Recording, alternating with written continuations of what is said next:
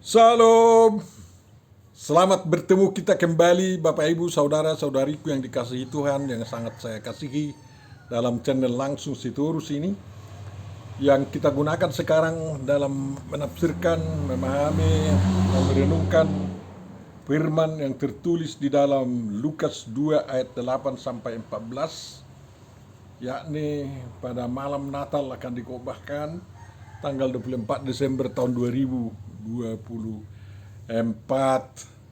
Mudah-mudahan kita semua diberkati oleh Tuhan, baik sekarang maupun di malam Natal dan sesudahnya ini. Dan kiranya sebanyak mungkin orang dapat memperoleh video ini dan menguatkan hati mereka. Beberapa hal mungkin perlu untuk mengkoreksi keimanan mereka. Untuk memulai perenungan kita, marilah kita terima penyertaan dari Tuhan kita. Damai sejahtera Allah yang melampaui segala akal budi manusia, kiranya memenuhi hati dan pikiranmu di dalam Yesus Kristus, Tuhan dan Juru Selamat kita. Amin. Marilah kita baca apa yang menjadi renungan di malam Natal, perayaan Natal tahun 2024 ini, yakni Lukas 2 ayat 8 sampai 14. Di daerah itu ada gembala-gembala yang tinggal di padang menjaga kawanan ternak mereka pada waktu malam. Tiba-tiba berdirilah seorang malaikat Tuhan di dekat mereka, dan kemuliaan Tuhan bersinar meliputi mereka, dan mereka sangat ketakutan. Lalu kata malaikat itu kepada mereka, "Jangan takut, sebab sesungguhnya aku memberitakan kepadamu kesukaan besar untuk seluruh bangsa. Hari ini telah lahir bagimu Juru Selamat, yaitu Kristus Tuhan di kota Daud. Dan inilah tandanya bagimu. Kamu akan menjumpai seorang bayi dibungkus dengan lampin dan terbaring di dalam palungan." Dan tiba-tiba tampaklah bersama-sama dengan malaikat itu sejumlah besar bala tentara surga yang memuji Allah. Katanya, "Kemuliaan bagi Allah di tempat yang maha tinggi, dan damai sejahtera di bumi di antara manusia yang berkenan kepadanya." Gloria in excelsis Deo. Itu dinyanyikan selama ini. Asanga pondi debata, dame dame madi jolma. Kita waktu nyanyi di Toba, waktu saya sendiri menyanyikannya, kemuliaan bagi Allah di tempat yang maha tinggi, dan damai sejahtera di bumi di antara manusia yang berkenan kepadanya. Banyak sekali ragam lagu, ya, atau lirik lagu yang telah diperbuat umat manusia dalam rangka mengikuti nyanyian para bala tentara surgawi di waktu malam kelahiran Yesus Kristus itu. Kita sudah baca firman Tuhan, tentu saja yang berbahagia adalah orang yang mendengarkan, memelihara, memahami, menghayati, dan melakukan perintah firman Tuhan. Amin. Bapa Surgawi, bukalah hati dan pikiran kami untuk dapat memahami firman-Mu demi kemuliaan nama-Mu, dan juga demi tuntunan untuk kami semakin menguatkan iman percaya kami kepada-Mu. Amin. Tema perenungan kita ditentukan di almanak kita adalah seperti dikatakan di dalam ayat 10 ya mengatakan kesukaan besar bagi seluruh bangsa. Itulah hebatnya ya, kesukaan besar bagi seluruh bangsa. Ya. Simha, Gedula, Aser, Tihya, Lekul Ha'am katanya. Dan kesukaan besar itu ada alasannya. Kihayom yulat lakem mosia Aser hu Hamasiyah Ha'adon Beir David. Lahir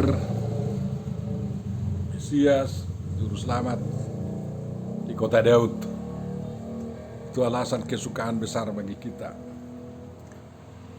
Bagi yang menyambut tentu saja itulah kesukaan besar. Bagi orang yang membenci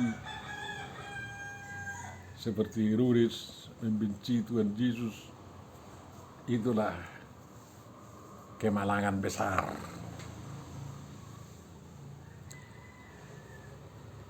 Bapak Ibu saudaraku yang terkasih, saya heran mendengar banyak khotbah di Natal ini yang mengatakan bahwa gembala itu adalah kelompok manusia hina, terpinggirkan katanya. Bagi saya itu adalah penghinaan juga bagi Tuhan. Karena apa? Ya Tuhan sendiri yang menyatakan dirinya gembala. Ya, aku akan menggembalakan umatku, dan umatnya mengatakan Tuhan adalah gembalaku katanya. Padahal profesi atau pekerjaan selaku gembala itulah pekerjaan pertama, profesi pertama dari manusia. Anak Adam bernama Kain menjadi gembala kambing, baca dalam Alkitab itu. Tapi sangat disayangkan orangnya ini bukan jabatan yang membuat cemburu melihat adiknya Habil. Ya karena kurbannya tidak diterima Tuhan, kurban Habil diterima. Itu memang tidak adil Tuhan di situ. Lalu apa? Gembala pertama ini membunuh saudaranya, sesamanya manusia. Sampai seperempat waktu itu penghuni dunia mati karena Kain membunuh Habil, kan kayak gitu. Tapi di Bethlehem bukan hanya bayi yang lahir, bukan hanya anak domba yang memikul dosa dunia yang lahir di Bethlehem. Dia adalah gembala agung, gembala yang baik. Jadi janganlah bilang gembala itu orang-orang hina, orang-orang apa. Ya memang mungkin miskin, tapi terpercaya. Kecuali ya memang ada gembala yang jahat. Kalau gembala yang jahat selalu dimarahi Tuhan, itu dimurkai. Itu tandanya Tuhan menginginkan bahwa setiap gembala harus orang yang baik, yang terpercaya. Dan itulah gembala yang ada di padang Efrata Bethlehem. Buktinya mereka menjagai domba gembalaannya malam hari, tidak mereka tinggalkan. Lagi pula gembala-gembala di Bethlehem itu mana semua mereka itu gembala gajian, enggak. Seperti Daud juga itu waktu mudanya menggembalakan kambing dombanya sendiri, hartanya itu kambing domba orang tuanya, kekayaannya itu. Tetapi mungkin ada 1, 2, 3 orang yang menjadi gembala gajian di situ, dan mereka pun juga terpercaya, jujur, tulus hatinya. Makanya Gabriel malaikat yang jujur, tulus, dan itu yang dijumpai di sana. Berjumpalah yang tulus hati, yang terpercaya dengan orang-orang yang terpercaya, kan? Yang dapat diandalkan juga. Mereka tidak takut malam kok. Jadi terus terang, para gembala yang pertama sekali menerima kabar kelahiran Yesus ini bukan orang hina. Mungkin kekayaannya tidak sebanyak kekayaan raja di kota atau imam di Yerusalem. Tapi di antara mereka ada pemilik ternak juga. Kalau yang digaji pasti orang-orang jujur yang terpercaya. Itu terbukti dari perbuatan mereka kok. Para gembala itu selalu mengatakan kata-kata yang benar. Maka di dalam Alkitab juga, ya, Abraham punya gembala yang diketuai Eliezer. Terpercaya, bahkan Abraham menduga bahwa kalau tidak ada lagi putranya dari Sarah, Tuhan, janganlah itu hambaku yang menjadi warisku, katanya. Berarti dia dicintai itu, dan memang gembala mencintai tuannya kalau dia gajian, ya.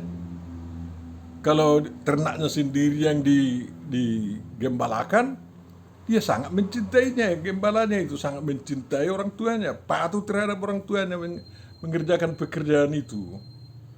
Tidak banyak omeng, tidak banyak cincong. Ya itulah gembala. Kalau kau merasakan kau gembala, seperti itulah kau.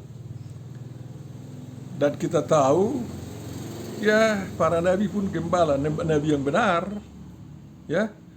Si Daud pun gembala, ya. Si Musa pun adalah gembala.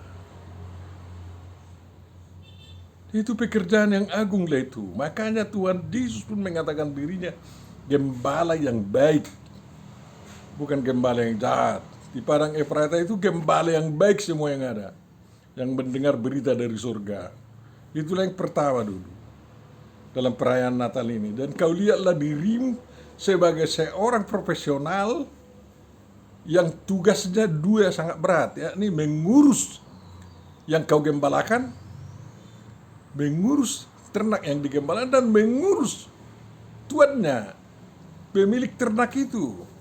Entah orang tuanya itu, entah seperti si Abraham tokenya, ya. Si Yakub pun pernah gembala. Coba bayangkan itu. Dia sangat setia mengerjakan pekerjaan 14 tahun sampai dia mendapat Rahel yang dicacah menjadi istrinya, bukan hanya Lea yang dimasukkan oleh mertuanya harus dua itu nikah. Kan kayak gitu. Siapa lagi yang gembala-gembala? Banyak sekali lagi yang gembala yang baik di Alkitab. Memang baru di Yesaya, di Yeremia, di Zakaria kita dengar ada keluhan tentang gembala yang jahat. Belakangan itu ada gembala yang jahat. Makanya Tuhan Yesus datang memulihkan fungsi gembala, dan memang itulah gembala yang sebenarnya. Yang jahat-jahat, yang baik. Dan kalau kau yang baik, ya gembala. Di dalam Alkitab juga dikatakan bahwa gembala itu bukan hanya gembala yang harus di padang rumput, ya, bersama dombanya. Para pemimpin pun, raja juga gembala rakyatnya. Aparaturnya juga gembala rakyatnya, ya. Tokoh-tokoh agama juga gembala umatnya. Semua itu menjadi jabatan persamaan bagi orang yang punya murid, yang punya pengikut, punya anggota, punya keluarga yang dipimpinnya, ya. Jadi gembala lah, itulah sebutan paling agung, paling mulia yang berlaku untuk semua orang yang bertanggung jawab, ya. Sopan itu, sebutan nama sopan lah. Jadi kalau ke Pak Presiden itu hanya satu orang itu, Pak Gubernur hanya satu orang itu kan. Tapi Presiden dan Gubernur juga, Bupati, Wali Kota sama-sama gembala dalam lingkup pekerjaan masing-masing. Jadi you pun kau pasti gembala juga. Paling sedikit gembala daripada dirimu sendiri. Kalau ada adik-adikmu yang kau asuh, ya, parorot, kau gembala mereka. Orang tua semua, baik laki, baik perempuan, anak gembala anak-anaknya. Tidak boleh dikatakan kau polisi anak-anaknya, enggak, orang tua itu enggak. Tapi polisi juga gembala penduduk sekitar kan. Kapolri juga gembala, Pangdam, atau Panglima tentara, Pangat, Pangau, Pangal, semua itu gembala, disamakan gembala. Ya, begitulah karena hormatnya gembala itu. Ya, roeh, dan juga di kalangan kawan-kawan ada rois kan, itu kan gembala. Jadi semua ya penerima kabar baik. Semuanya tidak perlu takut. Yang ditakutkan adalah hantu beleuk, ya, para begal, ya, pedagang narkoba, itu yang ditakutkan. Takut kita kalau ada itu perampok-perampok, koruptor-koruptor. Takut kita. Tapi kalau malaikat Tuhan atau Tuhan sendiri datang kepada kita, tak usah kita takut. Beranilah katanya gitu. Jadi bersama Tuhan tidak ada yang perlu ditakuti. Tuhan artinya Immanuel, bersama kita. Dengan kita Tuhan. Dan kalau Tuhan bersama kita tidak ada yang ditakuti kan. Nah, jadi datang si Gabriel membawa kabar baik. Kabar baik yang ku beritakan kepada kalian katanya. Ya. Jadi orang-orang yang berani percaya, orang-orang yang berani jujur, berani bekerja bagus, bertanggung jawab, itu memang yang bisa menyambut kabar baik itu. Kalau ada yang ngomel-ngomel, bersungut-sungut, ya, marah-marah, itu kerja mana mampu itu mendapat kabar baik. Makanya malaikat itu pertama jangan takut, beranilah. Berani bersama wakil Tuhan. Beranilah bersama Tuhan. Itu dalam kehidupan kita ini kan.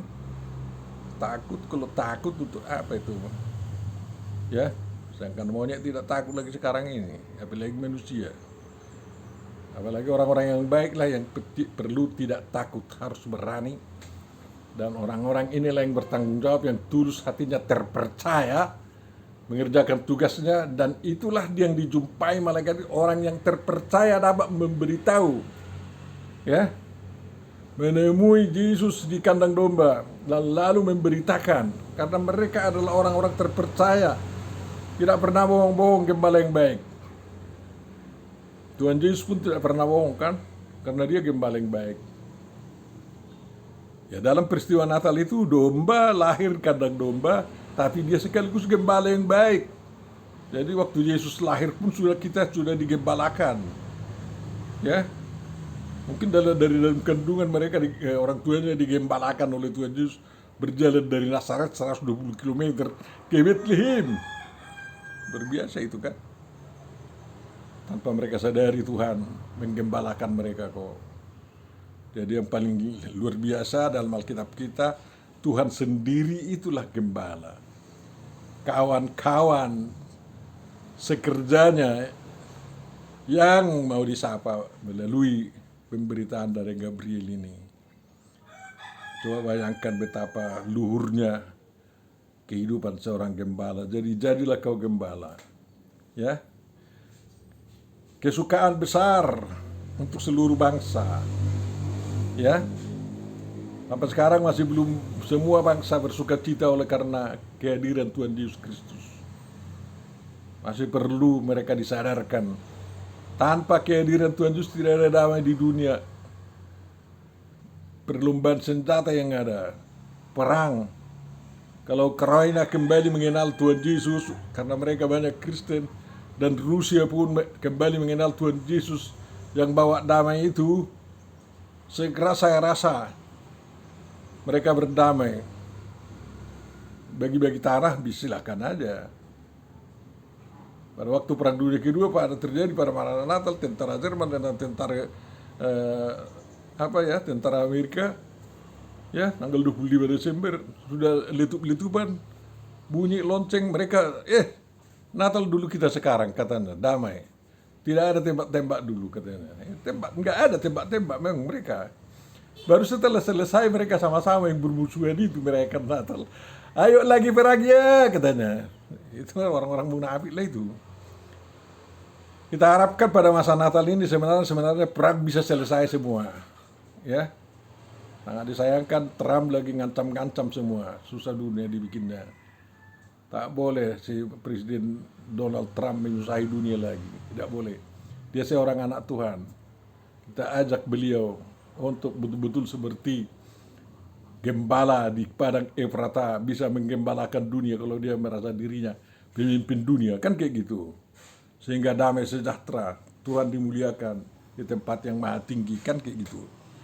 Jadi kesukaan besar adalah bahwa kehadiran Tuhan Yesus betul-betul memberikan kebersamaan.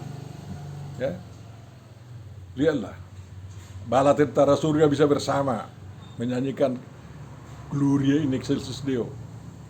Ya, kan kayak gitu. Jadi luar biasa kan? Coba bayangkan itu.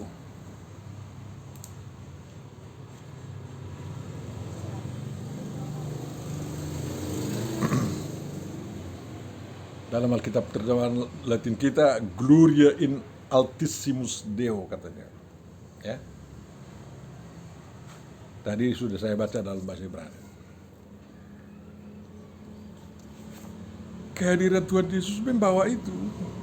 Doxa en hupsistois Deo katanya. Bapak Ibu saudaraku yang terkasih, Tuhan Yesus atau Tuhan kita yang Maha Kuasa itu menginginkan seluruh bangsa mengalami sukacita. Oleh karena itu harus kerjasama semua bangsa. Sama seperti malaikat-malaikat surgawi itu bernyanyi bersama. Nyanyinya sebagian dikatakan itu Gloria en hupsistois Deo katanya. Ya. Dan yang berikutnya apa isinya?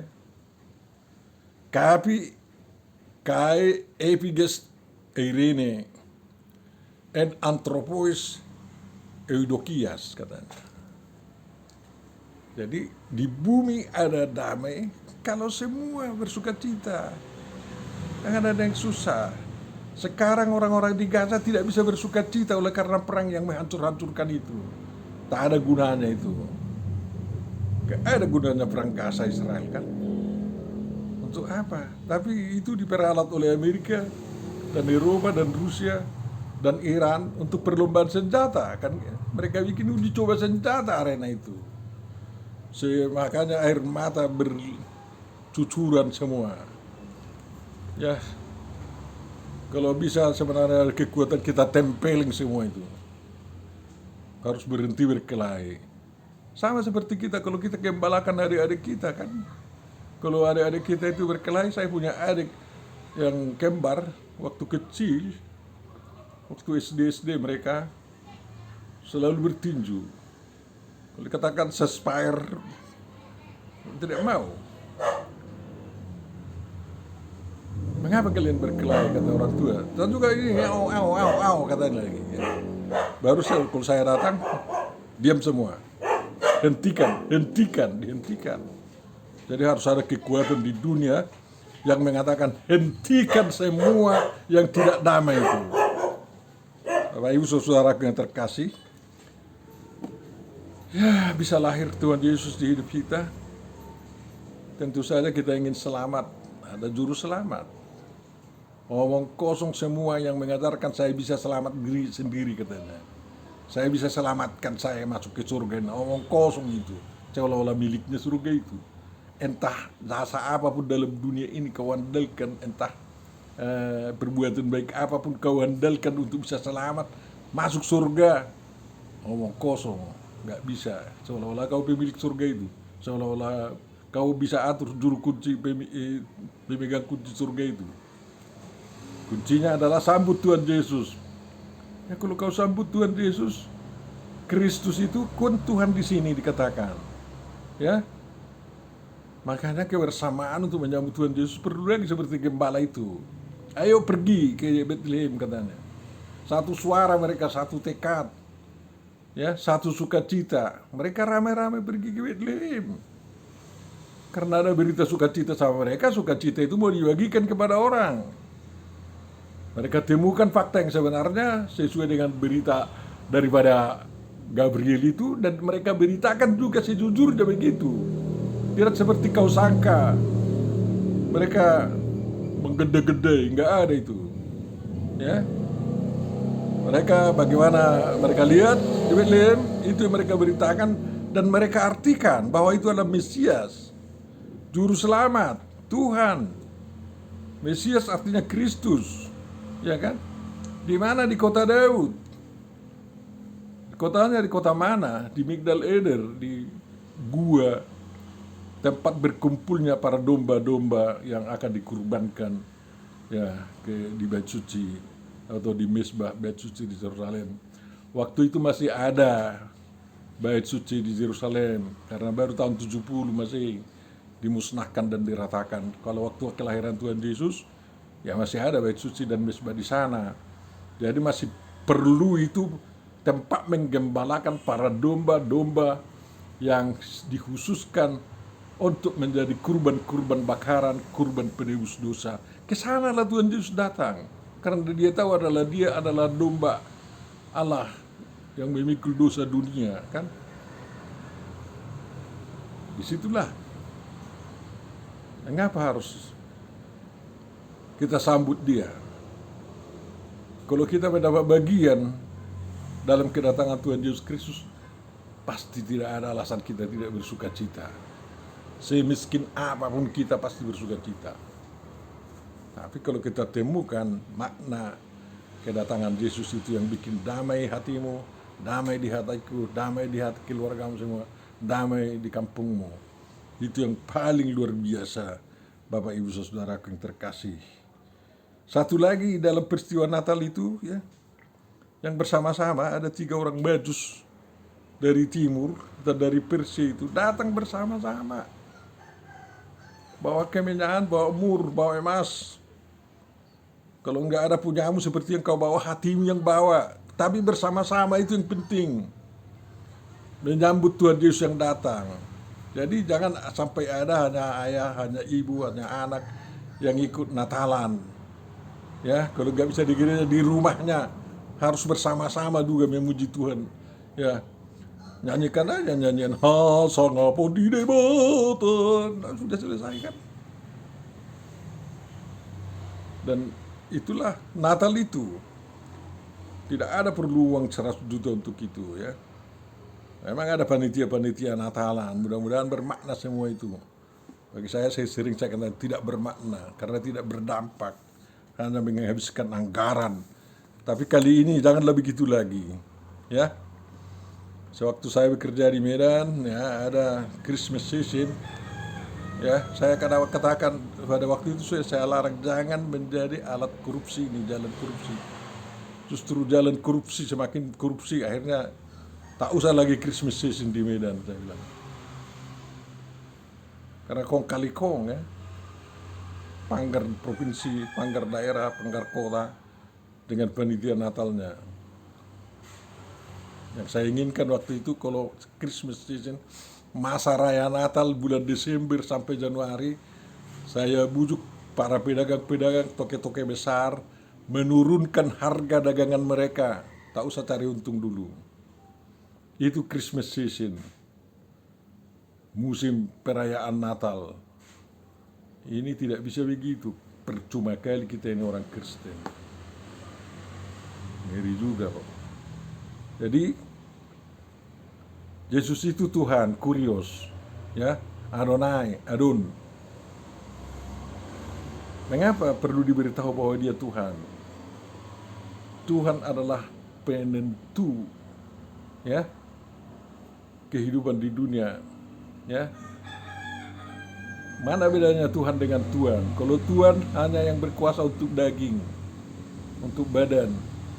Kalau Tuhan yang berkuasa untuk tubuh, roh, itulah yang bisa dikuasainya, dihukumnya, dimatikannya bisa.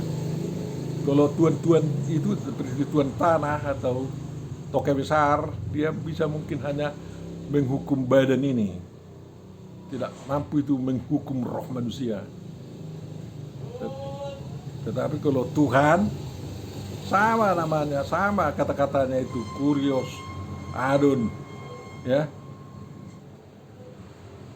Di bahasa Indonesia berbeda Tuhan dengan Tuhan kan. Kalau Tuhan untuk sembahan kita, Tuhan untuk Tuhan atau kayak kita di roh, di tanah, di bumi ini kan kayak gitu. Jadi justru keselamatan itu disediakan bagi kita. Ingatlah, keselamatan terjadi hanya karena anugerah, bukan karena amal baikmu, ya, bukan karena jasa-jasamu. Memang para gembala itu adalah orang-orang terpercaya yang dihapusi oleh para orang yang menyuruh mereka menggembalakan. Tapi bukan itu yang diandalkan mereka, ya. Bukan karena mereka terpercaya makanya mereka mendapat keselamatan itu, tetapi karena mereka percaya kepada berita yang disampaikan oleh malaikat itu. Lalu mereka temuilah Tuhan Yesus.